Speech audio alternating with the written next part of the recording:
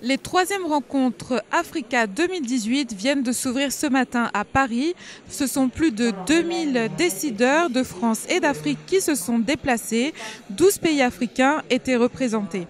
Près de 20 conférences et ateliers ont été organisés au cours de la journée. Le Congo a été fortement représenté par la ministre de la Santé, Madame Lydia Mikolo, qui a pris part à un panel. Il faut rappeler que le Congo est un pays qui ne navigue pas à vue. Nous avons un plan national de développement sanitaire et une politique nationale de santé qui viennent encore d'être validées. Vous savez que notre pays se réjouit d'avoir son plan national de développement 2018-2022 et de cela a découlé donc une politique et un plan pour la santé.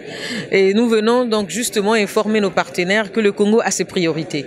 Les priorités du Congo aujourd'hui, c'est donner l'accès à toute notre population, même la plus éloignée, aux soins de santé de qualité et à un prix accessible. C'est notre première priorité. La deuxième, c'est la disponibilité du médicament, des produits sanguins, et qui est un préalable à la lutte contre les faux médicaments. Vous savez que notre chef de l'État, le président de la République, son Excellence M. Denis Sassou Nguesso, est un des champions de la lutte contre les faux médicaments en Afrique.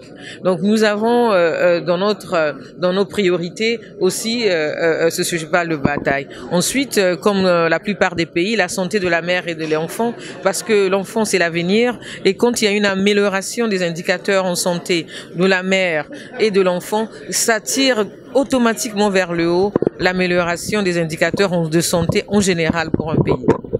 La ministre de la Santé s'est notamment rendue sur le stand de la Fondation Perspectives d'Avenir qui chaque année organise des programmes de santé communautaire. L'occasion pour elle d'échanger avec les représentants de la Fondation sur des projets à destination des jeunes et des femmes. Nous sommes venus ici d'abord pour présenter ce que nous faisons et afin d'échanger avec nos partenaires pour essayer de nous améliorer dans la prise en charge des patients. Ici, il est surtout question de la santé numérique. Vous savez, la santé numérique, c'est l'avenir du continent africain. Avec la... Les organisateurs ont aussi salué les actions de la Fondation. Et tout ce qui concourt à accompagner les jeunes dans leur insertion professionnelle, éducative et professionnelle, c'est essentiel. On dit que la jeunesse est l'avenir d'un pays. Ce sont les adultes, ce sont les acteurs finalement de demain. Donc bien sûr qu'il faut mettre l'accent sur la jeunesse. Il faut que cette jeunesse soit accompagnée avec des formations utiles, qualifiantes, porteuses aussi d'avenir. Donc c'est tout ça qui doit se mettre en place. Et ensuite une approche inclusive de cette jeunesse dans des secteurs clés, là aussi des secteurs d'avenir. Bien sûr, on ne peut que se réjouir de ce genre de politique.